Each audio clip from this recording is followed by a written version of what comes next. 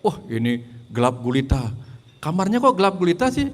Kan udah ada cahaya lilin. Memang sih ada cahaya lilin banyak tapi gelap gulita. Bisa nggak kita benerin itu? Masuk akal nggak? Nggak masuk akal. Berarti kita disuruh membuka akal sampai mengerti kenapa alam neraka yang diceritakan itu adalah alam gelap gulita, tapi ada api berkobar-kobar. Ada apa? Jangan-jangan ini bukan literally, bukan apa yang dimaksudkan. Perlu kita kupas lagi, betul nggak? Itu tantangan buat akal kita, bukan terima aja pokoknya alam neraka itu gelap gulita walaupun ada api berkobar-kobar, pokoknya begitu, yakini aja. Kan bingung kita jadinya. Ya enggak? Ya kita belajar. Biarlah ajaran agama itu memancing kita berpikir sehingga muncullah kekuatan nalar kita, akal kita dengan mempertanyakan itu dan ketemu pengetahuan. Karena hanya dengan mempertanyakan kita ketemu jawaban akan memperkaya pengetahuan kita. Itu sebenarnya tujuan agama, membuat kita bertanya-tanya gitu. Sampai sini dapat ya? Oke, kita masuk sekarang karena ketika dari kehampaan ada dalam tubuh makhluk hidup, kemudian harus berkarma, kemudian terjebak pada tautan karma, sang roh itu terjebak dalam tautan karma, lalu tujuan akhirnya adalah kembali kepada kekosongan. Lalu perjalanan si roh itu ngapain aja sih sebenarnya gitu. Nah ini yang perlu kita tambahkan sekarang. Biar kita tahu dulu, oh ini yang harus saya lakukan. Ternyata karma-karma itu ada banyak. Ada karma berdasarkan ruang, ada waktu, yaitu lalu, masa kini, masa depan. Ada karma berdasarkan apa yang kita pakai dalam berkarma. Ada karma tentang dualitas baik buruk berdasarkan norma-norma yang berlaku gitu. Dan setelah terjebak semua itu, kita harus paham juga perjalanan kita kemana nih. Oh ternyata untuk menggunakan kendaraan ini saya harus tahu apa sih karma dari roda itu, apa sih karma dari pedal gas itu, apa sih karma action maksudnya, apa sih karma, kita tahu ini apa sih karma dari knop ini, kita kan mesti tahu itu. Kita apa sih karma dari anamaya kosa, pranamaya kosa, semua karma atau actionnya kita harus tahu. Setelah kita paham semuanya, kita kendalikan kapan kita ngegas, kapan kita ngerem, kapan kita pasang rating dan sebagainya. Tapi itu nggak cukup. Baru kemudian kita pelajarin. Terus setelah paham semua kerja atau karma dari semua peralatan ini, mau kemana? Mau ngapain? Oh aku mau melakukan perjalanan. Lalu perjalananku mau kemana? Ngapain aja aku di perjalanan? Itu sebabnya kita masuk ke perjalanan roh. Kebayang ya? Karena kita sedang melakukan perjalanan di sini. Melintasi tempat ini. Yang namanya kita melakukan perjalanan, kita nggak tahu berapa lama kita melakukan perjalanan ini. Ada tiba-tiba mogok mati mesinnya, ada tiba-tiba dihentikan perjalanan kita, betul nggak? Nah, itu kita mesti tahu. Jadi kita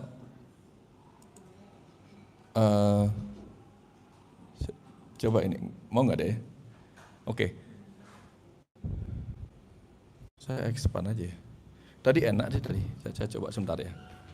Saya coba pakai ini apa? Oke.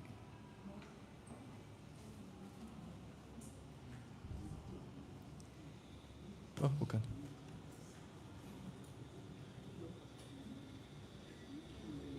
Ini ya aja Pak. Coba. Tadi bagus. Di situ juga kelihatan gitu. Ini.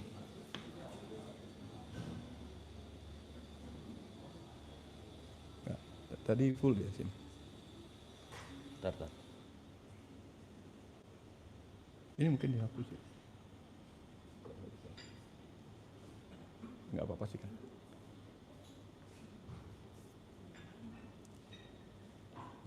Nah, Ini. Oh ya udah. deh. Ya udah. Biar nggak usah nyari-nyari itu kliknya. Oke, sekarang kita mengenal perjalanan roh kita. Setelah kita masuk ke dalam tubuh ini, apa yang kita lakukan? Coba. Oke. Oh ya, ini bisa mundur nggak ya? Oke, ya oke. Bayangkan di langit itu gini. Ding, oke. Langit itu terang, belum. Langit itu terang benderang, kosong. Ya. Langit, bayangkan yang saya maksud itu langit biru. Langit biru, awalnya kosong, nggak ada apa-apa. Pelan-pelan kemudian uap air yang tidak kelihatan itu memadat menjadi apa tadi? Awan. Ada awan hitam, ada awan putih dan seterusnya. Awan itu kemudian setelah mendingin semakin memadat. Jadilah dia materi berupa air hujan. Air hujan awalnya jernih nggak? Jernih. Setelah jernih itu ada yang jatuh di daun, ada yang jatuh di kotoran, ada jatuh di tanah, ada jatuh di sungai, di mana-mana dia jatuh. Dan dia, air itu akan diwarnai. Diwarnai sesuai tempat dia jatuh. Padahal air sumbernya sama-sama dari awan, sama-sama jatuhnya jernih, tapi begitu masuk ke kehidupan bumi, tergantung tempat di mana dia jatuh, maka dia akan menjadi seperti tempat dia jatuh. Sampailah melakukan perjalanan melewati gelombang arus sungai, sampai tiba di samudra untuk ikut gejolak air samudra itu. Entah kadang gejolaknya berupa riak, kadang gelombang besar. Walaupun dia disebut tenang, air samudra tenang, air samudra nggak pernah benar-benar flat, ya pasti ada gejolak sedikit. Entah dia berbuih, entah tidak. Nah bayangkan, dulu kita ada di seperti langit kosong itu, ada di ruang hampa. Lalu kita pelan-pelan berbentuk dan jatuh sebagaimana percikan kecerdasan semesta, yaitu seperti tetesan air itu. Lalu kita jatuh di berbagai jenis kehidupan. Jenis kehidupan kemudian mewarnai kita sebagai si murni itu, si fitri itu, si tetesan air jernih itu. Kemudian mengalir mengikuti arus perjalanan kehidupan kita. Untuk kemudian bergabung sama-sama di samudera kehidupan yang penuh gelombang suka duka. Entah gelombang suka dukanya kayak tsunami, tiba-tiba sukses gede, tiba-tiba terpuruk gede. Atau ya ada baik buruk sedikit, suksesnya sedikit, gelombang-gelombang kecil, enggak sampai berbuih gitu. Ada yang seperti itu. Tapi pada akhirnya tugas kita adalah sama-sama berada di samudera kehidupan itu sendiri. Sampai sini dapat. Jadi bagaimana kita yang asalnya sama-sama jernih itu tiba-tiba mengalami perubahan warna. Perubahan warna sebagai ruh itu sendiri karena terbungkus oleh berbagai hal. Nah, pada akhirnya semua itu kembali menguap, betul nggak? Menguap kembali menjadi uap air yang tidak kelihatan. Muncul lagi menjadi awan, turun lagi menjadi hujan. Sampai sini dapat. Perjalanan roh kita nanti begitu. Jadi nanti ketika aku ingin lepas dari segala kemelekatan duniawi, aku ingin bla bla bla, aku ingin kembali fitri, kembali suci, menyatu dengan semesta yang tak terbatas, menjadi tanpa aku, tanpa apa-apa, tanpa siapapun, aku yang tidak beridentitas, aku yang hanya aku yang satu tunggal dan sebagainya. Turun lagi. Jadi tujuan kita sebenarnya jadi apa nih? Apa puncak kita di situ, apa puncak kita di sini? Tujuan kita di situ apa tujuan di sini? Nah, air itu kira-kira tujuannya jadi apa? Tujuan akhirnya jadi apa? Tujuan akhirnya? Tujuan akhirnya? Itu belum berakhir loh itu. Setelah jadi langit jadi apa? Hah? Uap. Setelah jadi uap jadi apa?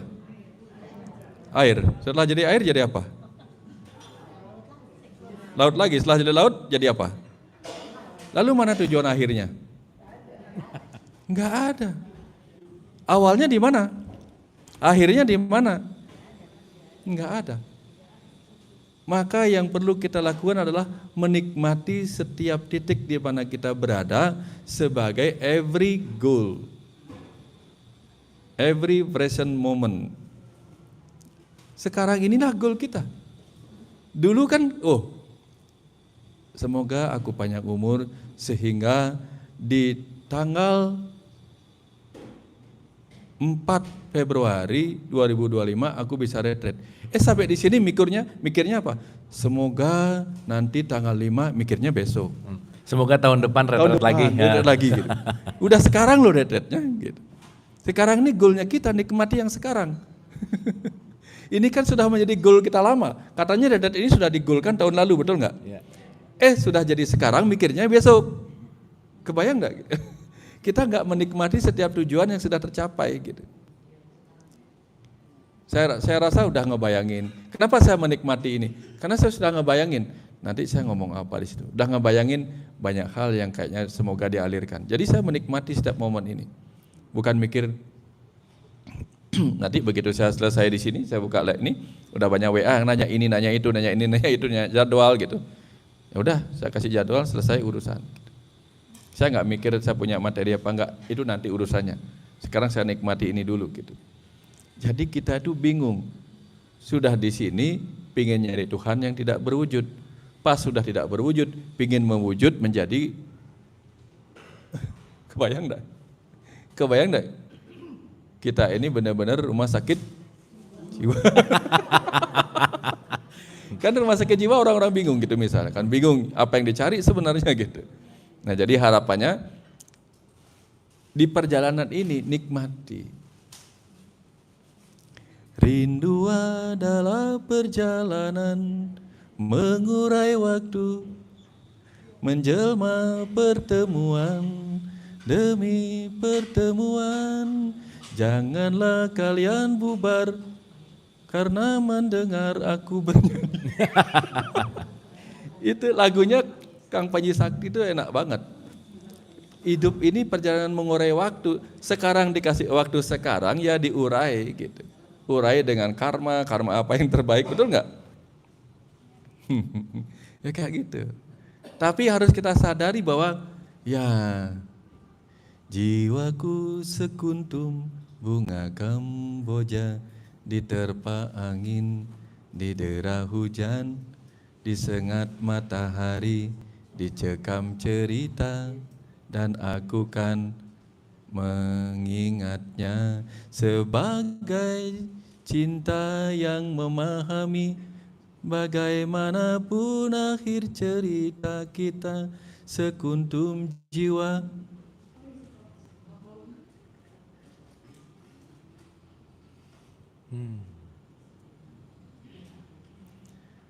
Yang tak henti menyerukan rindu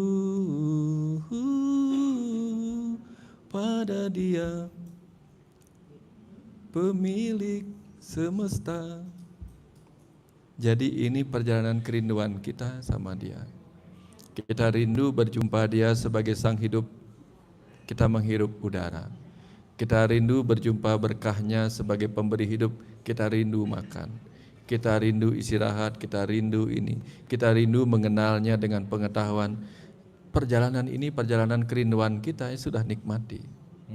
Perjumpaan dengan Dia sebagai makanan, dengan Dia yang hadir sebagai minuman, dengan Dia yang hadir sebagai udara, Dia yang hadir sebagai pengetahuan. Kebayang nggak? Kapan kita tidak bisa menikmati itu? Kalau kita sudah mengenal Dia hadir dalam berbagai keberadaannya yang di mana-mana gitu. Kebayang ya? Maka jangan mencari tujuan lagi. Kita sudah tiba di tujuan, hanya butuh menikmati tujuan. Sore nanti juga kita tiba di tujuan, besok kita tiba di tujuan. Kalau setiap saat adalah tujuan, berarti kita setiap saat adalah goal, maka kita adalah pemenang, karena goalnya nggak habis-habis. Sebagai pemain sepak bola, kita terus-menerus dapat gol, betul nggak? Pemenang kita jadinya. Dulu menang, golnya dapat bukan bolanya ditendang, tapi kita bisa memasuki bola. Kalau main sepak bola, memasukkan bola. Dulu kan kita memasuki bola. Sehingga setelah memasuki bola kecil bernama telur, akhirnya kita bisa memasuki bola besar bernama bumi. Gol lagi kita. Sudah di sini. Ya udah nikmati goal. Tujuan. Ya Tuhan, aku lahir di kehidupan ini bertujuan untuk menebus dosaku. Udah, setiap orang yang datang menyakiti kita, itu adalah goal kita yang tercapai. Karena dosa kita dilebur dengan disakiti, agar kita mengerti rasa menyakiti di masa lalu. Kan udah tercapai goalnya udah. Kebayang ya? Tapi kita kan jarang mau menikmati goal kayak gitu. Yang kita pikirkan, aduh kakiku sakit nendang bola, padahal goal. Kalau kita nendang sampai terkilir kita nendang bola, tapi itu goal satu-satunya, bahagia enggak kita? Yang kita sukai goalnya apa sakitnya? Goalnya. Jadi ketika dengan rasa sakit ini goal kita tercapai, peleburan dosa tercapai karena hutang disakiti sudah selesai, yang kita pikirkan goalnya apa sakitnya? Harusnya demikian. Jangan pikirkan sakit hatinya disakitin orang, tapi pikirkan goal yang sudah tercapai, di mana utang karma terbebaskan, betul nggak? Nah, mulai kita belajar merenung, oh terima kasih Tuhan, rasa sakit ini mengingatkanku bahwa seperti ini rasa sakit yang pernah aku sebabkan. Terima kasih sudah mendatangkan si pembayar hutang ini. Gitu. Satu goal kita sudah membuat kita naik lagi level. Ya enggak? Oke. Kadang kita lanjut lagi. Terbungkus. Nah, setelah kita tadi sebagai roh yang murni masuk ke dalam tubuh manusia, kita akan terbungkus satu persatu seperti ini. Pertama kita masuk ke dalam tubuh makhluk. Anggaplah ini tubuh manusia, tapi bayangkan tubuh pertama itu adalah tubuh makhluk hidup yang belum punya pikiran. Hanya tubuh makhluk hidup biasa. Belum punya pikiran. Ya mungkin kita pernah ada di dalam batu. Batu itu kan belum punya energi yang bisa bekerja. Ya batu benda mati, tubuh fisik material ada di dalamnya. Maka setelah itu kita pernah memiliki pengalaman ada di dalam tubuh fisikal. Maka Rumi bercerita apa ya? Rumi ya? Apa siapa?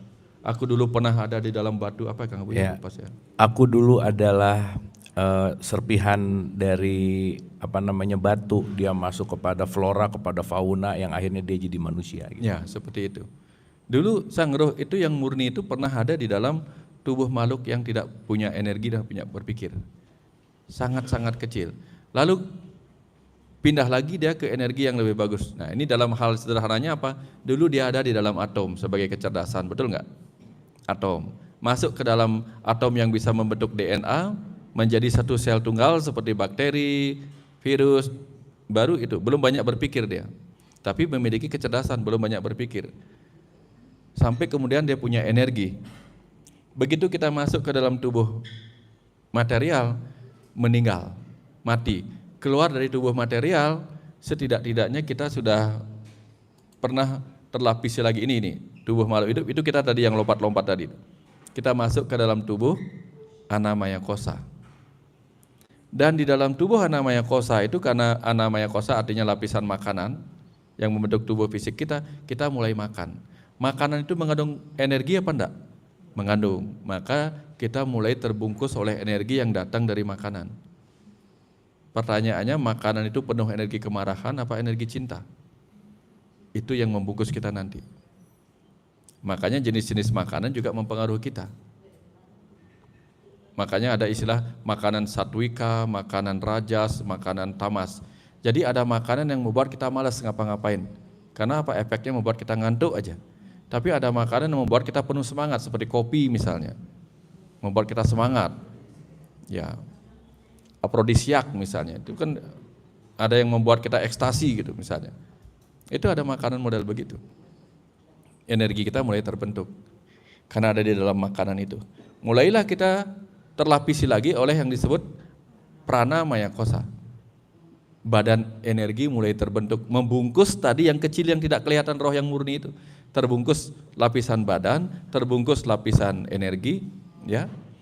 Dan dengan energi ini kemudian kita mulai menggunakan daya yang ada di pikiran kita. Bayangkan kalau kita sudah ada di dalam tubuh manusia ini, kita mulai menggunakan pikiran dan perasaan kita, terserah mau apa.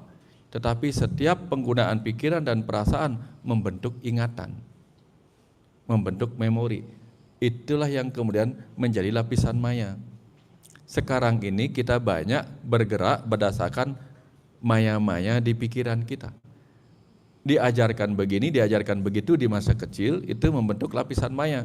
Sehingga muncullah persepsi yang disebut tadi. Persepsi maya berdasarkan apa yang diajarkan orang lain. Apakah itu kebenaran? Kita yang mengujinya. Kalau persepsi maya itu masuk akal, ada poin kebenaran. Tapi kalau nggak masuk akal, renungkan lagi. Kalau enggak, kita hanya akan ada di dalam doktrin-doktrin yang nggak masuk akal. Dan itu bukan kebenaran. Kupas sampai kita ketemu kebenaran di balik doktrin itu. Gitu. Tapi sini dapat, kita sudah dilapisi oleh 3 hal. Dan kalau kita dengan pikiran maya itu belajar banyak, akhirnya kita membentuk lapisan pengetahuan. Terbentuk lagi lapisan pengetahuan. Kalau kita terjebak pada lapisan pengetahuan ini, tertutup pada lapisan pengetahuan yang itu, maka seperti cerita di awal tadi, mereka yang hanya punya palu akan mengatakan semua masalah adalah paku. Kalau pikiran kita hanya terbentur di pengetahuannya bahwa 1+1 sama dengan 2, nggak boleh yang lain, maka yang lain salah selain yang itu. Ya. Selalu begitu. Ini salah, itu salah. Pokoknya hanya 1+1 sama dengan 2. Otak kita tahunya hanya itu. Tapi begitu luas pengetahuan kita, kita bisa tahu, oh itu boleh, ini juga boleh, itu juga bisa. Oh, kalau 4 dikurangi 3 gimana? Boleh. 1+1 sama dengan 2. Kalau 4 dikurangi 2 gimana? Ya 2 juga. 1 kali 2 gimana? Ya 2 juga. Ya. 4 dikali setengah, ya 2 juga. Banyak hal kita tahu karena wawasan kita luas untuk mengetahui peluang-peluang kebenaran di luar yang kita sudah diajarkan itu. Jadi hati-hati dengan lapisan Wijnana Maya Kosa, karena itu bisa membungkus kita dan membuat yang lain salah. Satu-satunya pemegang kebenaran adalah kita dan otoritas yang kita percaya. Itu bahaya di situ. Dapat sampai sini? Nah, gara-gara itu kemudian kita terbungkus lagi nih dengan lapisan maya. Saya bahagia kalau kamu mengatakan 1+1 sama dengan 2. Saya nggak bahagia kalau kamu katakan 4 kali setengah sama dengan 2, karena itu salah menurutku, gitu. Kebungkus lagi kebahagiaan kita, Ananda Maya Kosa kita. Pokoknya bagiku sorga itu adalah tempat di mana orang dangdutan, roh-roh dangdutan gitu. Yang nggak suka dangdut dia bilang apa? Oh enggak, bagiku roh itu ketika masuk sorga yang pertama dia dengar adalah musik underground. Enggak, aku nggak suka. Jadinya kita berkelahi urusan sorga yang menurut versi kita masing-masing, berkelahi kita di situ. Karena kita membantuk, ini loh yang membahagiakan aku, itu tidak membahagiakan aku. Gitu. Ini. Dan sekarang ketika kita ingin lepas dari semua itu, apa ini? Berbungkus lapisan maya itu, ya. Ketika kita ingin lepas dari semua ini, apa ya saya mau bilang dia? Oh, kita berbungkus ini semua ya. Loh. Saya mau ngomong apa nih? Enggak, tadi itu saya mau ngomong apa ya? Oh, jadi gini. Nah, jadi ketika kita sudah meninggal, semua lapisan itu, yang 4 tadi itu, masih kita bawa sebagai ruh. Ketika kita meninggalkan tubuh ini, betul nggak? Begitu lapisan tubuh ini atau Anamaya Kosa kita tinggalkan karena dia mati, kita masih membawa 4 itu. 4 sisanya tadi itu. Bagaimana lapisan maya energi kita, pikiran kita, perasaan kita, pengetahuan kita, maka kita akan ditempatkan pada tubuh yang sesuai dengan kualitas keempat lapisan maya itu tadi. Yang suka membunuh, yang suka berkelahi ditempatkan di tempat yang itu. Cocoknya di sana, dia bahagianya di situ gitu. Makanya seperti ini. Reinkarnasilah dia ke dalam tubuh yang sesuai dengan lapisan 4 sisanya itu. Makanya ini ada pernah cerita yang hasil penelitian Dr. Michael Newton. Dulu dia seorang, yang sering saya selalu ingat cerita ini.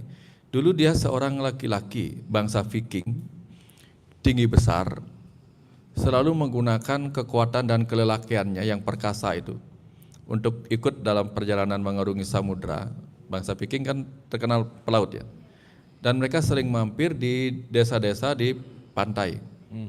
Di situ kemudian dia melakukan banyak sekali hal-hal yang buruk, yaitu memperkosa wanita-wanita di sepanjang desa-desa yang dia tempati. Setelah dia meninggal, ruhnya kemudian menyadari, kenapa saya berbuat seperti itu? betapa menyakitkan perasaan orang-orang yang diperkosa itu.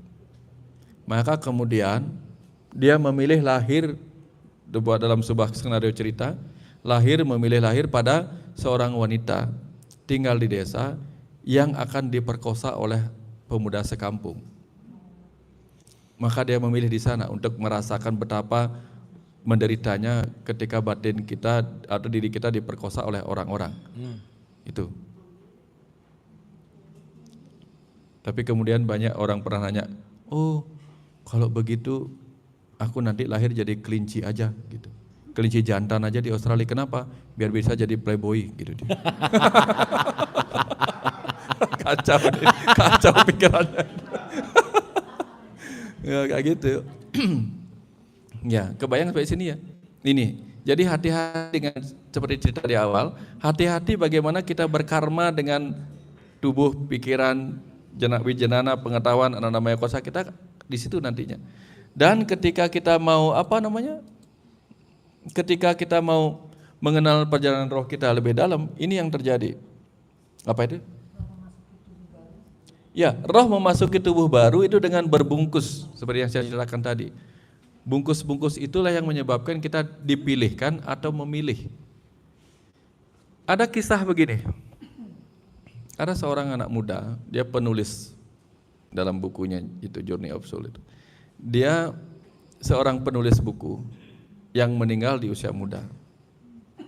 Kemudian dia lahir reinkarnasi lagi tapi mengalami sebuah perasaan yang bingung, kemudian dia tanya sama Dr. Michael Newton di hipnoregresi. Kemudian dia lihat, oh kehidupan terakhirku adalah sebagai seorang anak muda, gadis cacat, tapi banyak menulis buku.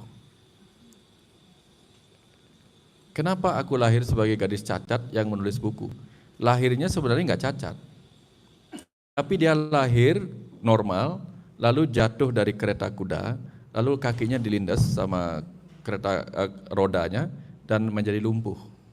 Karena tidak bisa kemana-mana dengan tubuhnya, dia akhirnya kemana-mana dengan pikirannya, berkelana kemudian menulis, dan dia menjadi penulis terkenal. Diusut lebih jauh, ternyata apa?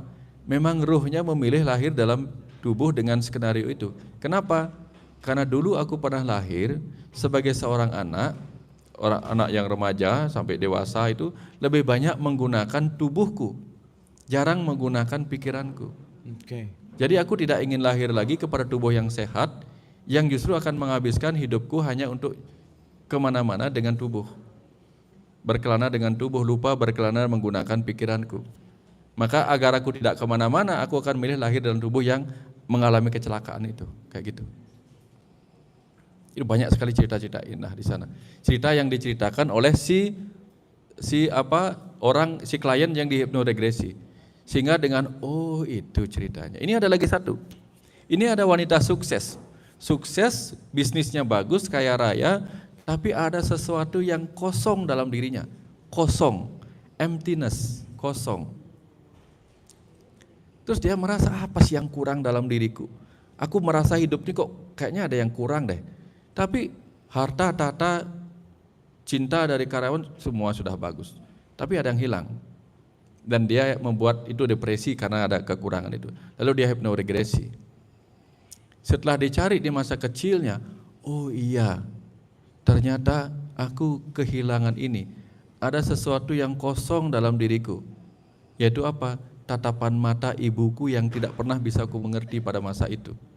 Ternyata di masa kecilnya sebagai bayi, dia ditaruhnya di keranjang, diletakkan di depan pintu gereja, lalu seorang ibu dia lihat mengetok pintu gereja dan keluar.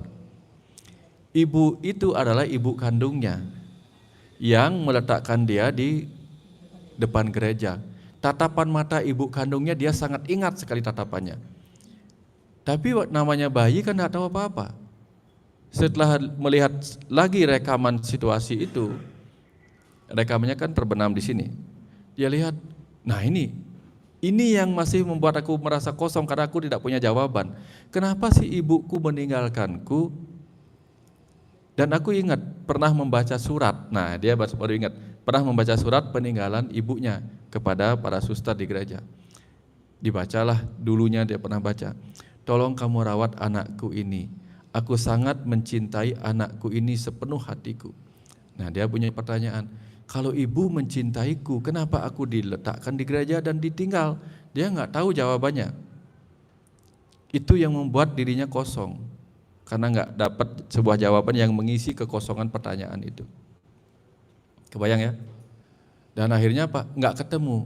Dia cari lagi, dibawa lagi sama Dr. Michael Newton masuk ke kehidupan sebelumnya, dan dia temukan regresi dirinya di beberapa generasi sebelumnya. Ternyata di masa itu dia pernah lahir sebagai putra mahkota yang bapaknya meninggal tidak terlalu tua, sehingga dia dengan kondisi remaja tiba-tiba harus menggantikan orang tuanya. Dia belum matang dalam kebijaksanaan. Dan sebagai raja muda, tentu dia ingin disegani, ditakuti oleh rakyatnya. Dan bapaknya itu, si raja itu dulunya adalah orang yang sangat dicintai rakyatnya. Dan dia ingin mendapatkan hal yang sama, cuma nggak tahu caranya. Lalu dia membuat aturan. Semua hal yang ada di kerajaan ini milik raja, tidak boleh diambil sama siapapun. Seluruh panen bawa ke kerajaan. Siapapun yang mengambil tanpa izin atau bahkan mencuri akan dipotong atau diusir dari kerajaan. Dipotong tangannya, diusir dari kerajaan, atau bahkan dibunuh. Akhirnya apa? Semua mengirim panen. Tidak boleh ada yang menyimpan di rumahnya panen itu. Jadi artinya apa? Dibuat rakyat ketergantungan kepada kerajaan, agar dengan ketergantungan itu mereka jadi hormat. Nah, tapi kemudian dibuat sampai benar-benar kelaparan rakyatnya. Nah, si ibu nggak tega ngelihat itu, karena ini nggak kayak gini bapaknya dulu gitu. Akhirnya apa?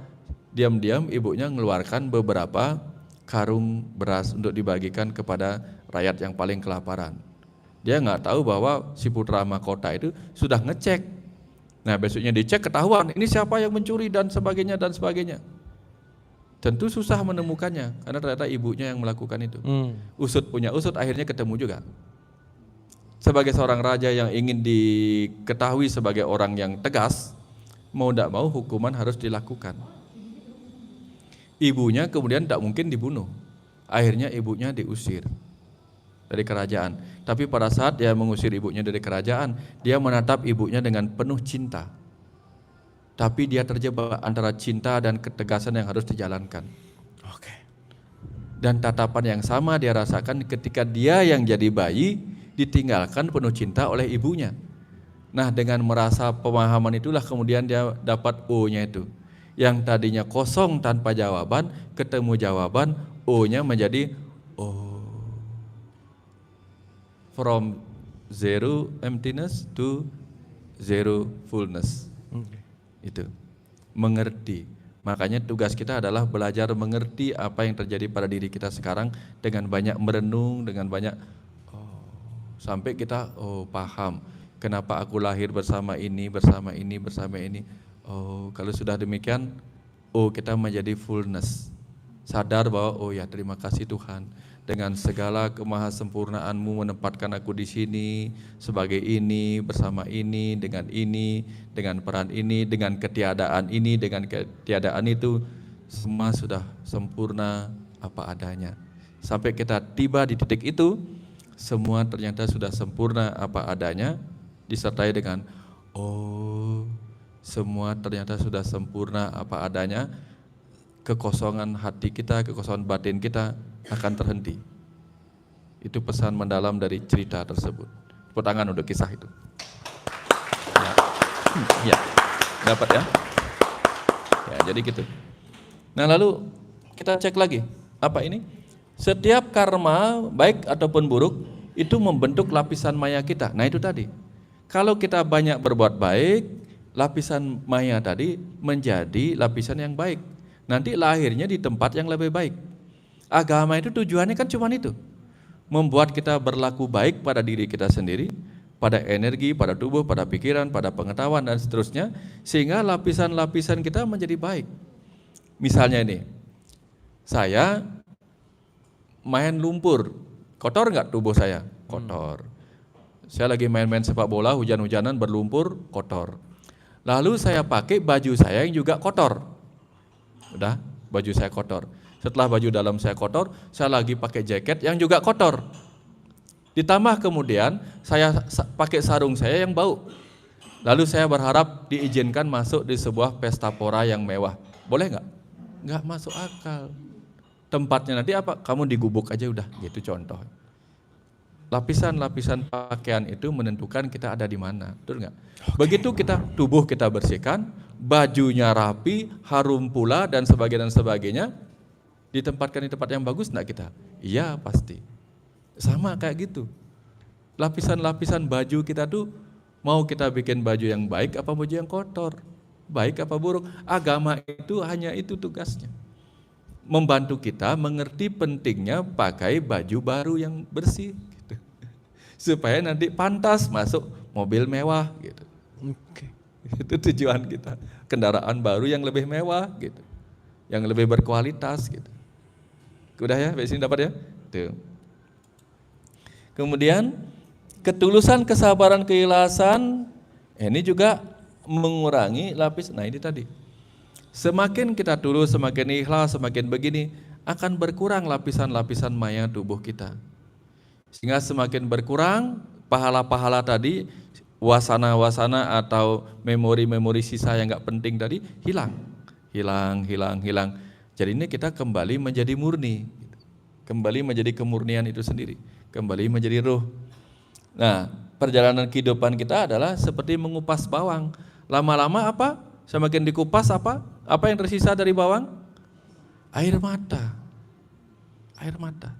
Bawangnya hilang, air mata yang muncul.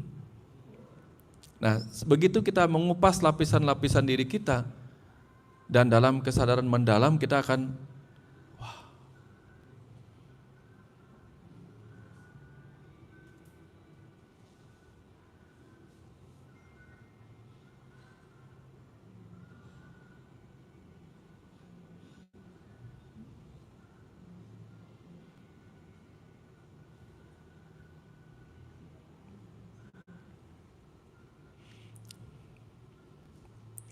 yang kita sesali mungkin bukan perbuatan baik buruk kita nantinya. Yang kita sesali adalah kita terlalu berdrama dengan semua itu. Terlalu lebay dengan semua itu. Itu yang akan kita sesali. Ngapain sih ya aku terlalu lebay dengan ini, dengan itu, dengan ini, dengan itu. Toh semua itu juga cerita-cerita biasa aja dalam hidup ini gitu. Selama ini kan kita lebay, sedih-sedihnya lebay, marah-marahnya lebay, semua tentang lebay-lebay aja kita. Sementara kita adalah netral. Lebay itu kan, ya, lebay itu artinya lembaran-lembaran bawang bombay gitu. Jadi makin tebal lembarannya gitu. Ya enggak? Jadi susah-susah ngupasnya kita gitu. Seperti itu. Ini udah habis ya. Oke, apa nih lagi? Mengenal hadirnya utang pelajaran rasa karma, pahala. Ini tujuan kita lahir di sini. Perjalanan kita saat ini adalah mengenal itu. Oh, ternyata saya belum paham ya. Kalau saya begini dapat apa nantinya, ternyata saya belum paham. Itu utang pelajaran karma. Utang pelajaran rasa karma udah sering saya ceritakan tadi. Oh, kok saya sakit begini ya? Kupas lagi. Oh, saya hanya disuruh merasakan rasa sakit kalau saya menyakiti seperti ini. Semua tentang itu sebenarnya. Kemudian memastikan visi, misi, tugas, dan peran kehidupan kita. Ini, gini, saya mengulang lagi apa yang terjadi di Sentul, di Bogor kemarin waktu retret ngaji Rasul. Saya ceritakan begini waktu itu, ada pohon bunga. Kalau benih pohon bunga, mawar saya jatuhkan, mungkin tumbuh jadi melati nggak? Nggak akan. Kalau benih pohon mangga saya jatuhkan, dia akan tumbuh menjadi pohon mangga dan berbuah mangga. Kalau benih pohon beringin, dia akan menjadi pohon beringin.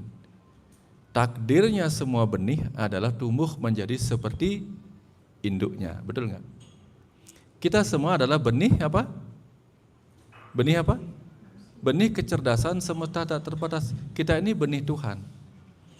Begitu kita jatuh ke bumi, dijatuhkan ke bumi, maka tugas kita bertumbuh menjadi seperti induknya, yaitu Tuhan. Bagaimana caranya kita bisa menjadi besar seperti Dia? dalam kesadaran seperti dia. Bagaimana caranya benih bunga, benih pohon, benih apa tumbuh? Pertama dia apa pertama? Menumbuhkan apa? Akar. Dia mengakar dulu ke bumi. Kenapa dia perlu mengakar ke bumi? Supaya dia bisa menyerap nutrisi-nutrisi di bumi. Mengakar dulu. Dia nggak memikirkan naik dulu. Dia mengakar dulu ke bumi. Setelah dia kuat mengakar di bumi, pelan-pelan dia naik. Dengan apa? Dengan nutrisi yang dia serap dari bumi itu sendiri. Kemana dia pergi? Kenapa dia naik? Aku sudah cukup menutrisi di bumi, tapi tugasku adalah naik menuju cahaya matahari. Kebayang sampai situ. Makanya dia bersaing di hutan-hutan untuk apa? Bersaing mencari cahaya matahari. Karena apa? Sumber energiku, sumber kekuatanku ada di sana. Di atas sana, betul nggak? Maka sebagai benih yang nanti visi dan visinya adalah melihat dirinya bertumbuh seperti Tuhan. Pertama kita harus mengakar ke bumi. Sudah di sini mikirnya ke sana, jangan dulu. Mengakar dulu ke bumi. Aku ini manusia, punya dua akar, kaki kanan, kaki kiri. Mengakar ke bumi untuk apa? Menyerap nutrisi di kehidupan bumi. Ada rasa ini, rasa itu, rasa suka duka, rasa dipuji, rasa dicaci, rasa dibahagiakan, rasa disakiti, rasa dibuat gembira, rasa dibuat sedih. Itu semua rasa yang harus kita serap. Pengetahuan-pengetahuannya, sari-sarinya kita serap. Supaya kita bisa bertumbuh. Untuk apa bertumbuhnya? Untuk mencari si sumber cahaya itu. Cahaya pengetahuan itu. Lah mengakarnya belum beres, minta nyari ke atas. Dapat ke atas, akarnya belum beres, guncang sedikit, tumbang langsung. Gampang tumbangnya kita. Tuh. Kan aku loh sudah menjadi Tuhan, bla bla bla bla. Allah segitu aja, begitu diejek sedikit langsung tumbang. Tapi kalau kita sudah mengakar ke bumi, artinya mengakar ke bumi itu apa? Tetap grounding, tetap membumi, tetap rendah hati, diapakan juga kita baik-baik saja gitu. Walaupun kita terus bertumbuh gitu, baik-baik saja kita. Karena apa? Kita tahu ya semua baik-baik saja gitu. Tapi sini dapat ya? Jadi jangan lupa membumi, jangan lupa grounding, jangan lupa menyerap nutrisi dari kehidupan ini. Supaya nanti kuat untuk mencapai cahaya terang pengetahuan dari sang sumber energi. Baru dapat energi spirit dari langit itu. Nah, itu visi dan misi. Visinya sudah, yaitu bertumbuh menjadi seperti induknya, itu yang dia lihat dirinya. Misinya apa? Untuk misi itu kan implikasi dari turunan dari visi. Supaya saya bisa naik, jadi saya harus membumi, menyerap, itu misinya, pekerjaannya. Terus tugasnya apa? Nah, visi benih mawar menjadi pohon mawar. Misinya menyerap air, menyerap nutrisi. Tugasnya apa pohon mawar? Berbunga, memberi keindahan. Betul nggak? Kalau dia pohon beringin, sama, visi misinya sama, bertumbuh dan menyerap. Menjadi seperti pohon beringin induknya. Tugasnya apa pohon beringin? Apa?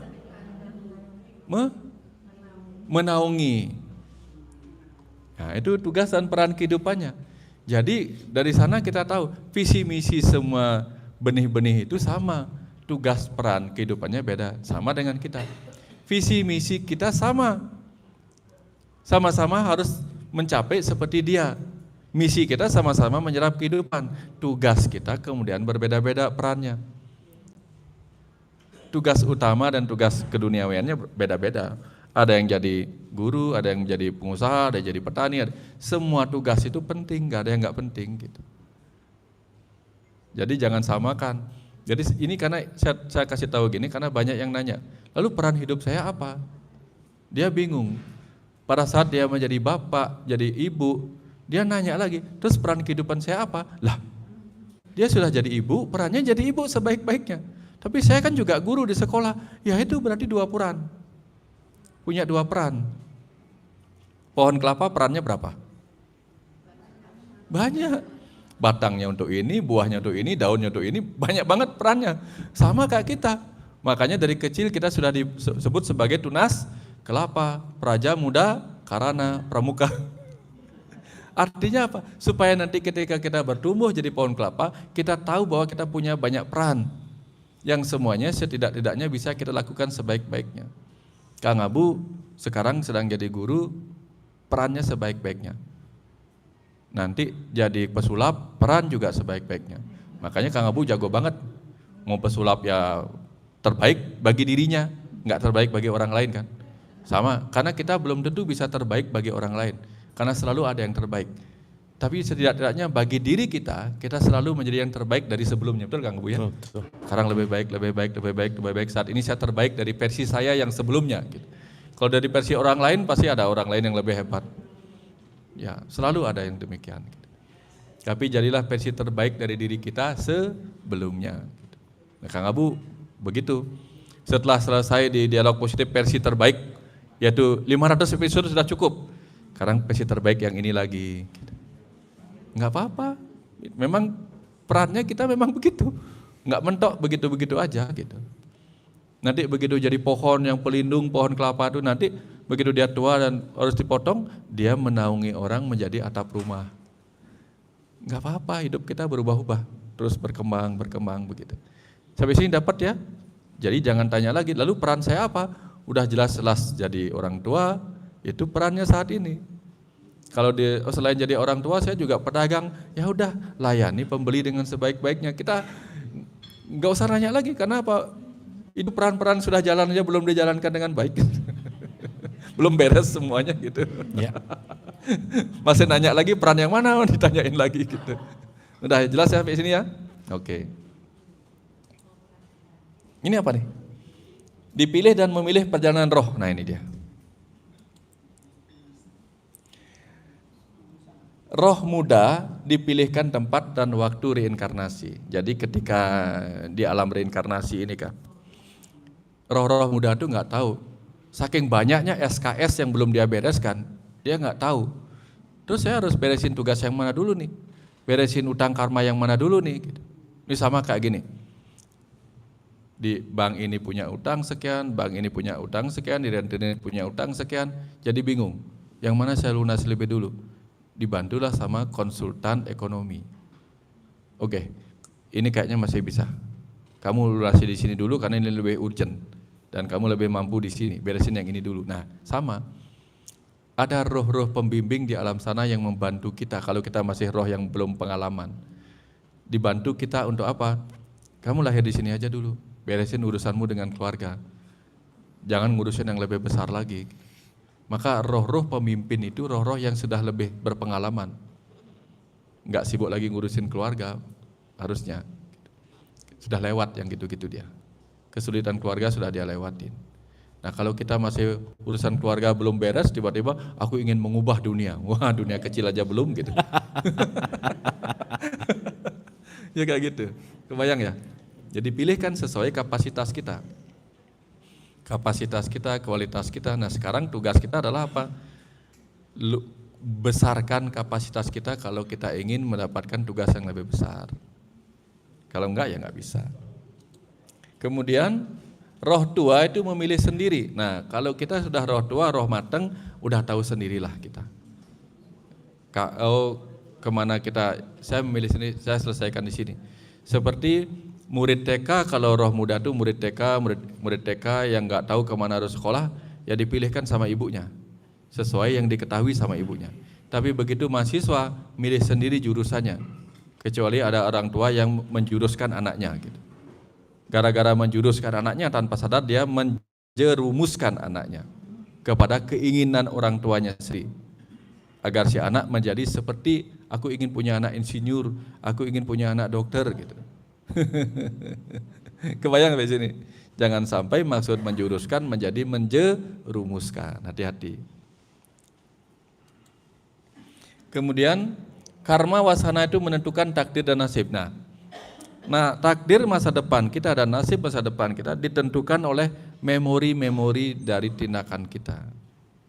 Kalau belajar spiritualnya luas, pemahamannya lebih luas, nanti takdir dan karmanya bisa diatur. Contoh misalnya nih, satu orang tidak luas pemahaman spiritualnya. Dia baru belajar satu pengetahuan. Besok ketemu sama orang, dia mencoba berdebat dengan orang itu. Mengaku dirinya lebih benar daripada orang itu, berdebat, bla bla bla bla, kemudian bertengkar, bla bla bla bla, kemudian berkelahi, bla bla bla, akhirnya mati. Takdir kematiannya ditentukan oleh apa?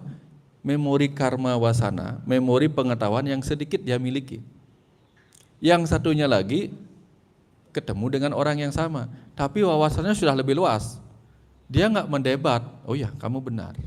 Dia paham bahwa orang itu memang segitu levelnya. Dia nggak mendebat karena dia sudah level juga di situ. Kira-kira dia akan dibunuh nggak? Enggak. Nah ini memori kita, karma wasana kita, kebaikan kita akan mengantar kita kepada nasib dan takdir yang sesuai. Ini sederhananya. Dapat sini, dapat ya? Nanti silakan kembangkan gitu. Nah, kemelekatan menahan roh di kehidupan bumi. Nah ini, roh itu begitu keluar dari tubuh jasad yang dia tempati, jika dia melekat pada kehidupan bumi, alam nara ika ini, nara itu manusia, alam manusia ini, maka dia akan ada di alam manusia ini untuk waktu yang bisa lama bisa cepat. Roh yang tidak terlihat, tidak berwujud, tidak punya badan fisik lagi, tapi ada di alam manusia ini, tersisa nggak dia? Tersisa. Siapa waktu kecil pernah teman-temannya main, dia nggak diajak main, nunggu gini. Enak nggak rasanya begitu? Mau diajak main nggak diabaikan, benar nggak? Kita itu dalam alam nyata ini saja merasa sedih kalau diabaikan, betul nggak? Bayangkan ketika kita jadi roh, ada di sana tetapi tidak ada yang melihat kita. Kita teriak-teriak, nggak ada yang mendengar kita. Betul nggak? Kita tahu mereka ngapain, kita tahu mereka ngomong apa, tapi kita mau klarifikasi, mereka nggak dengar klarifikasi kita. Seakan-akan kita ada di dunia yang gelap gulita, neraka. Bagi si ruh yang berdiam di alam manusia ini, dia ada di sini, nggak ada yang melihatnya, gelap gulita rasanya. Mau marah, mau begini, mau klarifikasi nggak bisa. Akhirnya kita terbakar oleh api emosi kita sendiri. Gelap gulita, ada api berkobar-kobar. Api emosi sang ruh berkobar-kobar oleh ketidakterimaannya atas apa yang terjadi di sini. Roh yang orang tua yang baru meninggal, belum selesai dikuburkan, anak-anaknya sudah bertengkar merebutkan warisan. Belum apa-apa, istrinya sudah datang sama selingkuhannya. Mau memindahkan warisan kepada harta gunung gininya kepada ini. Kebayang enggak? Gitu sih. Dia belum lagi beradaptasi di alam kematiannya, belum. Masih dia ingin melihat reaksi kita kehilangan dia. Begitu kita menangis kehilangan dia, senang enggak dia? Sedih sekaligus senang. Sedihnya apa? Aduh, aku lo bahagia di sini nggak apa-apa gitu dia. Sedih melihat kita sedih, tapi sekaligus senang. Kenapa? Ternyata dia mencintaiku begitu rupa. Gitu. Daripada kita yang ditinggalkan tuh, wah teriak-teriak bergembira tanpa seakan-akan senang kalau dia nggak ada gitu. Kadang sedih juga sih roh. Loh, ternyata pernah dengar kisah itu kan? Kisah seorang bapak yang istrinya baru saja meninggal. Dia langsung masuk ke kamar di tempat istrinya disemayamkan. Istrinya disemayamkan di lantai. Ditutup kamarnya. Dia nggak mau orang-orang melihat apa yang dia lakukan. Kemudian terdengar gedebuk, gedebuk, gedebuk, gedebuk gitu. Orang kaget, jangan-jangan dia mencoba bunuh diri, membentur-benturkan kepalanya ke lantai. Dikiranya begitu. Baru diintip, ternyata dia lompat sana, lompat sini, lompat sana, lompat sini. Istrinya dilompatin. Kaget orang-orang itu nggak sopan. Kamu ngapain istrimu kamu lompati? Nggak apa-apa. Dulu dia pernah bilang pada aku, kalau kamu mau menikah lagi, langkahi dulu mayatku.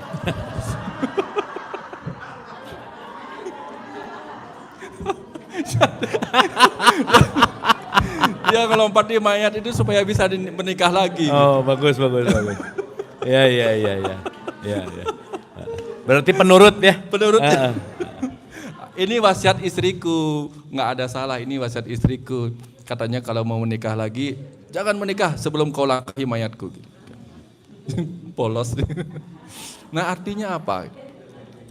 Artinya ruh yang keluar itu punya masa-masa di mana dia kaget sendiri oleh kematiannya, syok oleh kematiannya, sehingga beberapa waktu dia terjebak. Dan ketika dia mendengar doa-doa orang yang mencintainya, innalillahi wa inna ilaihi raji'un. Si roh, oh ya, aku diingatkan untuk kembali pulang ke tempat dari mana aku berasal. Oh ya, mereka sudah ikhlas. Dan apa yang terjadi? Mereka akan pergi segera ke alam sana. Ke alam di mana mereka mendapatkan tubuh lain, yaitu tubuh energi lebih dulu. Meninggalkan tubuh fisik yang kadang menyakitkan. Udah cancer, udah sakit ini, sakit itu. Begitu kita lepas dari tubuh yang penuh rasa sakit ini, penderitaan seketika hilang. Penderitaan hilang. Yang ada hanyalah penderitaan di lapisan berikutnya, lapisan manomaya kosa, kalau kita masih sebagai roh yang melekat kepada perasaan. Tapi begitu kita lepas dari perasaan itu, udah. Makanya di Bali orang meninggal itu biasanya diupacari dengan upacara namanya mapepegat. Mapepegat itu artinya memutus rasa cinta keluarga. Nanti keluarga itu dikasih upakara sesajen sini. Itu mayatnya di situ misalnya dia menghadap ke belakang lalu gini, weh gitu. Jadi mereka teriak rame-rame, weh, tepuk tangan. Nah si roh, oke, mereka sudah ikhlas. Tapi begitu si roh sudah enggak melekat lagi pada keluarganya, sudah dilihat semuanya ikhlas, dia melihat lagi tubuhnya. Sebelum dibakar ini di Bali, ya tubuhnya, aduh, tubuh ini dulu pernah aku pakai begitu rupa, begitu. Dia sangat berterima kasih pada tubuhnya dan dia melekat. Dia cinta, apalagi yang mati muda, dia cinta pada tubuhnya. Maka di Bali dilakukanlah upacara simbolik bahwa dia terputus kemelekatannya pada tubuhnya. Upacaranya namanya mapengentas. Pangentas. Pakai pisau. Jadi tali yang mengikat si mayat itu, dibungkus mayat itu, dipotong talinya. Simbolik bahwa apa? Ini pisau pangentas. Dipotong. Pangentas itu artinya pegat atau putus, angan-angan atau cinta tuntas. Jadi putuslah cintanya secara tuntas kepada tubuhnya. Jadi kemudian setelah selesai itu apa? Dipercikin air suci. Air suci yang disebut tirta pangentas. Semoga air suci ini memutus energi cintamu kepada kehidupan ini. Baru dia akan diangkat pergi. Berangkat sendiri pergi ke alam sana. Gitu. Terus dibakarlah mayatnya supaya apa? Lenyap kemelekatannya. Ya kayak ginilah. Kalau kita kehilangan HP, HP-nya jatuh, tapi masih utuh di jalan, pengen balik enggak? Balik kita. Tapi begitu jatuh di jalan, dilindas sama truk hancur lebur, kita balik lagi enggak? Nah jadi itu, ketika tubuhnya seketika dilihatnya sudah hancur bersama debu, kembali ke debu, la ilaha innalillahi wa inna ilaihi raji'un, sudah dari debu kembali ke debu, dia nggak bisa ngapa-ngapain lagi, udah. Apalagi ku sesali, semua sudah berlalu, it's over. Lalu dia masih membawa lapisan maya energinya, pranamaya kosa. Di Bali diupacara lagi. Setelah selesai itu apa? Sini, tubuh energimu pun aku bakar. Energi yang dimaksud adalah energi cahaya. Energi cahaya kemudian disimbolikkan dengan bunga, karena bunga-bunga itu kan bercahaya. Dibuatlah tubuh baru yang disebut sekar. Sekar itu atau sekah. Namanya upacara nyekah. Nanti tubuh baru itu dibakar lagi. Seperti memperlakukan jasad. Jasad energi dibakar. Sehingga lapisan energinya hilang. Udah murni lagi. Kemudian tersisalah lapisan yang disebut mano maya kosa, pikiran, mano, manah. Tapi manah itu penuh dengan keriuhan, penuh dengan warna-warni masa lalunya. Maka supaya dia kembali bening, ada upacara yang disebut manah toya ning. Toya itu air, manah toya ning. Jadi pikirannya disucikan kembali. Nah tersisalah kemudian wijenana maya kosa. Pengetahuan-pengetahuan yang mungkin hanya pembenaran-pembenaran. Supaya dia mendapatkan pengetahuan yang lebih murni dari alam sana, kemudian dibawalah beliau itu diistanakan, diajaknya belajar ke tempat-tempat suci Kang Abu. Namanya belajar ke pura-pura gini. Simbolik dia mendapatkan pencerahan dari alam sana. Setelah itu tersisa ananda maya kosa. Bahagia karena sorga, karena ini, enggak, bukan itu tempat bahagiamu. Kamu harus menemukan yang disebut bahagia tanpa kembali duka. Bahagia abadi yang disebut Satchit Ananda. Oh, di mana saya mendapatkan Satchit Ananda, kebahagiaan abadi? Menyatulah dengan sumber kebahagiaan itu. Di manakah sang sumber kebahagiaan itu berada? Beliau ada di ruang kosong. Maka kamu kusatukan ke dalam ruang kosong. Ruang kosong itulah disimbolkan dengan tempat suci itu Kang Abu. Ada yang disebut rong. Rong itu artinya ruang. Ditempatkanlah di sana. Nah, sekarang kamu menyatu dengan si ruang kosong, kembali suung, menyatu dengan yang isi dari kekosongan untuk Satchit Ananda, mencapai kebahagiaan abadi. Itu prosesnya. Saya kira di Islam pasti ada tradisi seperti itu, ada. Karena apa? Kalau di Bali itu ada orang naik posisinya, dinaikkan stratanya, pasti diputarnya ke kiri.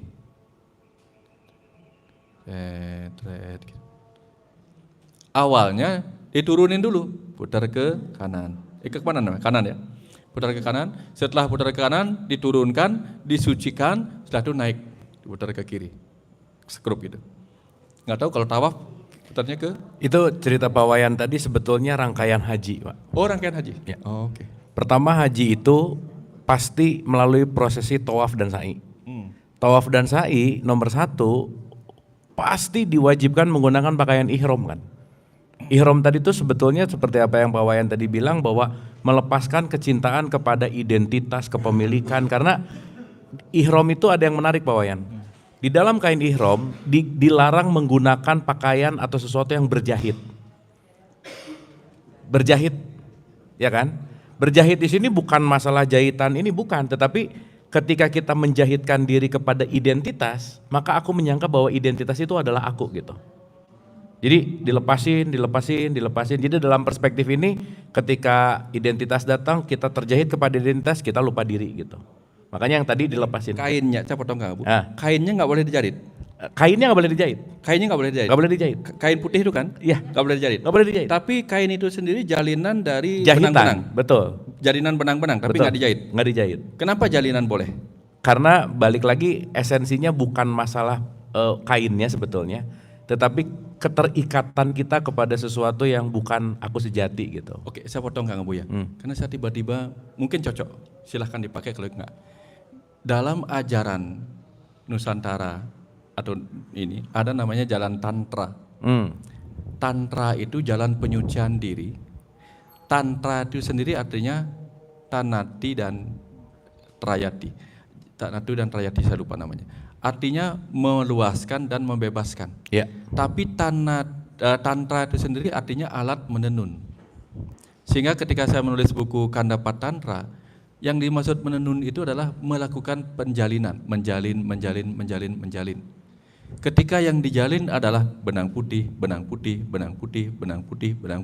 menjadi kain. Harapannya adalah benang-benang putih yang terjalin itu adalah simbolik dari kita sudah menjalin kesucian demi kesucian, akhirnya menjadi lapisan pembungkus kita. Kira-kira begitu ya. Betul. Tapi tidak diberi apa-apa. Betul.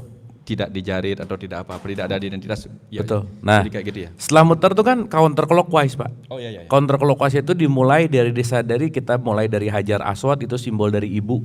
Ya. Kita keluar dari ibu, kita akan mengelilingi, di situ masuk kepada apa namanya disebut Hijir Ismail gitu ya. Di sini nanti ada makom Ibrahim. Itu sebetulnya dari seorang ibu. Ismail itu kan pandai mendengar Pak Wayan, good listener gitu.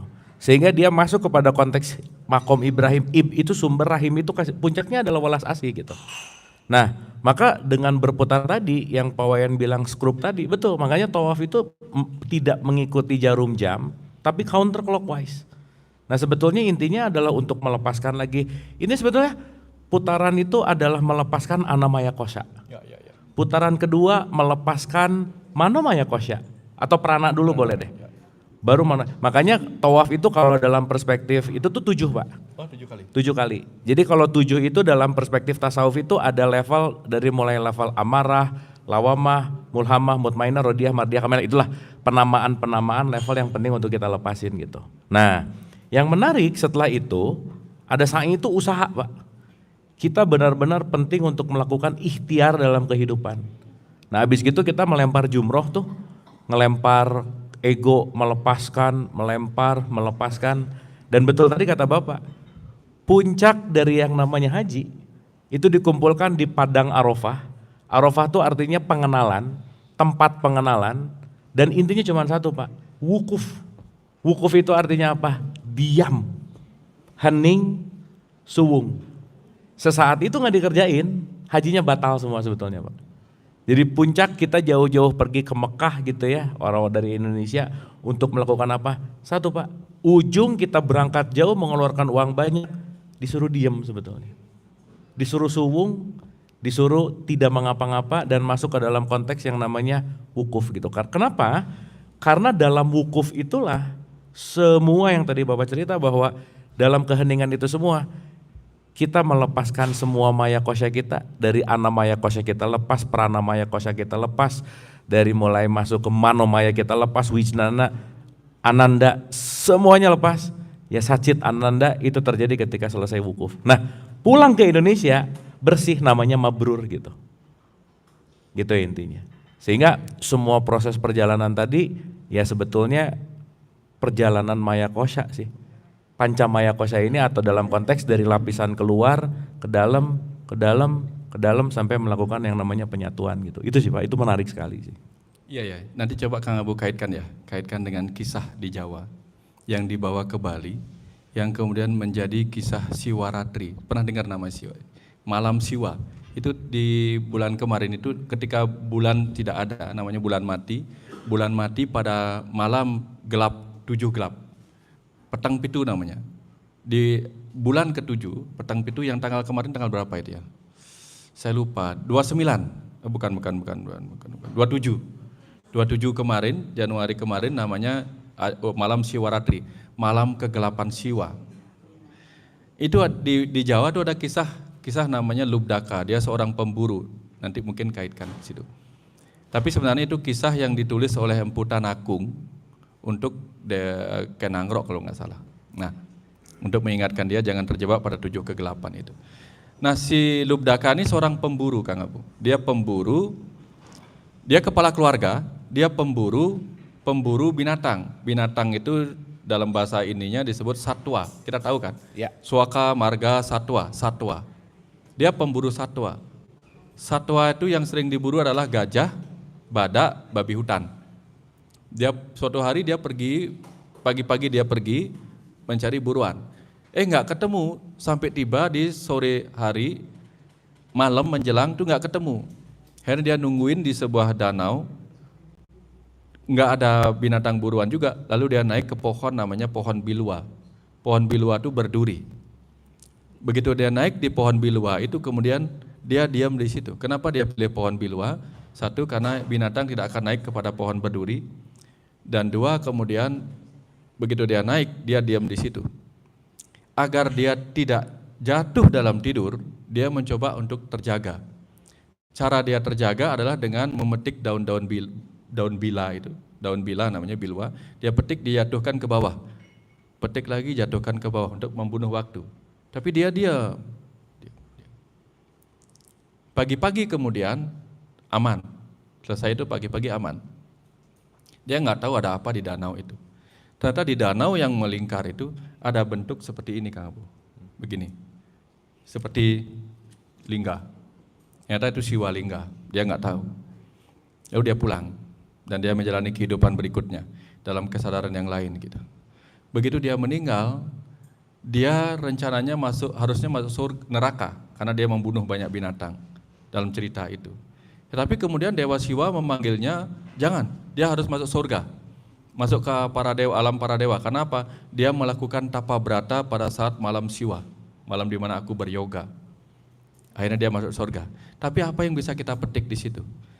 Si Lubdaka adalah pemburu satwa, pemburu hewan. Lubdaka itu pemburu satwa. Satwa itu artinya apa? Sat artinya mulia, tua artinya sifat. Kita ini semua adalah pemburu sifat-sifat mulia, betul nggak? Tapi sayang yang kita buru adalah kemuliaan pada harta, tata, dan cinta.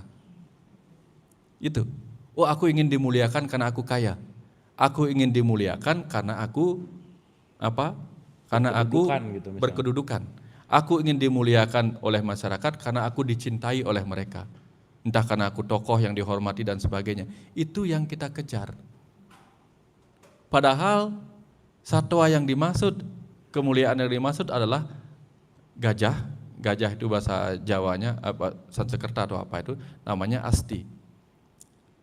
Yang harus kita kejar adalah astiti bakti. Astiti bakti itu apa? Ya sholat kalau di Islam. Dengan sholat itu kita bada itu apa? Wara itu apa? Tujuan. Jadi dengan astiti bakti, dengan rasa bakti, pemujaan itu kita menjadikan tujuannya yaitu apa? Babi hutan. Babi hutan itu artinya waraha.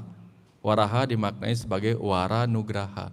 Jadi dengan sholat, dengan bakti ini, dengan persembahan ini yang kita jadikan tujuan adalah mendapatkan berkah darinya. Itu yang dia kejar. Sampai setelah dia mendapatkan berkah itu, dia bisa naik ke pohon bilwa. Pohon bilwa itu berduri. Yang disebut berduri itu apa? Kita punya duri-duri. Kang Abu pernah lihat tulang belakang nggak ada duri-durinya? Kita naik di duri-duri ini. Naik di mana kita naik? Di malam 7 kegelapan itu. Ada 7 lapisan cakra yang kita naikin. Sampai kita tiba di cakra ke-7, cakra kebijaksanaan. Mahkota. Di sini, mahkota di sini. Di mana si Lubdaka, si pemburu, si kepala keluarga di sini, ini kepala keluarga di sini, diam di sana memetik daun bila. Daun bila itu artinya apa? Sari-sari pengetahuan. Dia petik, dia jatuhkan ke dalam danau di mana ada Siwalingga. Di Hindu lubang ini disebut Siwa Dwara, pintu siwa, pintu jiwa, pintu ruh. Danau itu adalah, pernah lihat nggak Kang Abu, di otak kita tuh ada tempat, ruang di mana ada cairan, tahu ya? Di otak kita ada, nah itu danaunya. Dianggap siwa itu berdiam di situ. Artinya si kepala ini, si Lubdaka, si pemburu kemuliaan ini harusnya menuangkan sedikit-sedikit. Nah kalau di sana melempar jumroh. Ya. Kalau di sini kita melempar sari-sari pengetahuan sebagai persembahan kepada jiwa yang berstana di sini. Tapi bagaimana kita membuang dari tempat ketinggian di sini? Kalau kita ada di bawah bisa nggak? Nggak bisa. Naiklah terus sampai di langit kebijaksanaan, langit ke-7, agar sari-sari pengetahuan kehidupan ini adalah sari-sari yang kebijaksanaan. Itulah yang kita buang satu persatu, lempar satu persatu sebagai persembahan kepada jiwa kita di dalam. Maka kita akan menjadi pribadi yang penuh kesadaran Tuhan. Dan apa yang dilakukan pada saat itu? Mona Brata. Mona Brata itu artinya tidak mengucapkan apa-apa, alias hening, suwung, gitu. Sama itu kan Bu? Iya Bu, betul Pak. Dan saya baru menyadari bahwa betapa dalam semua pemaknaan ini gitu. Dan ya udah, kalau di awal orang langsung dibikin ini ngerti semua, puyeng gitu Pak. Jadi ya udah ritual dulu deh gitu kali ya Pak ya. Udah ritual dulu aja. Gini dulu, muter-muter dulu, mau ngerti mau nggak apa-apa gitu. Yang penting terbangun dulu sebuah muscle memorinya. Ya lama-lama kan begitu kita ngerti lebih dalam lagi tentang ini semua, ternyata kan pemaknaannya bukan masalah muternya, bukan masalah gerakannya, tapi justru adalah masuk kepada ruang hening yang mencerahkan gitu Pak. Itu sih pembelajaran. Persis Kang. Coba tanya Ibu.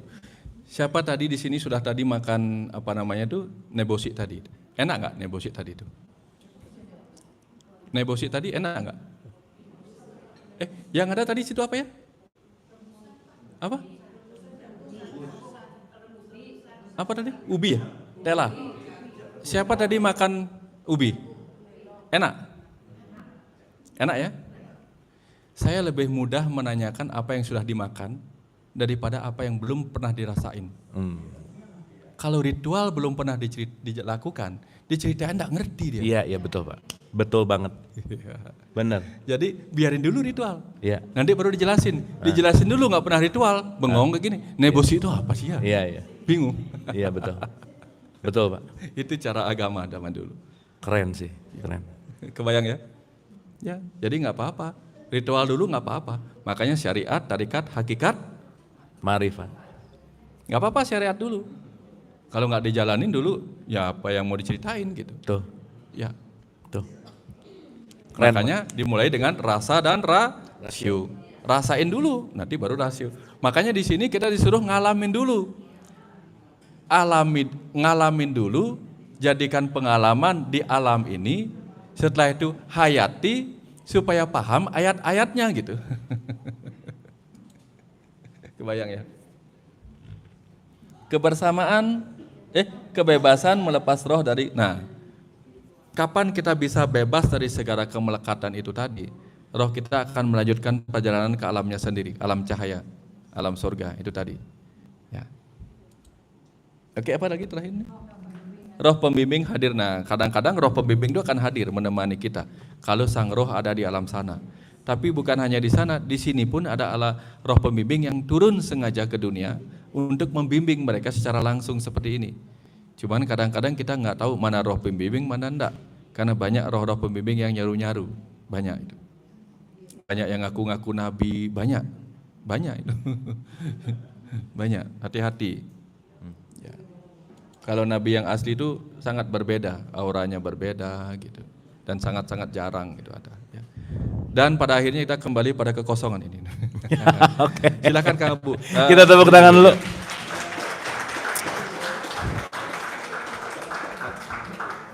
Ini harusnya kenyang banget ya Ibu Bapak, pembahasannya sadis ya, top gitu. Oke Ibu Bapak.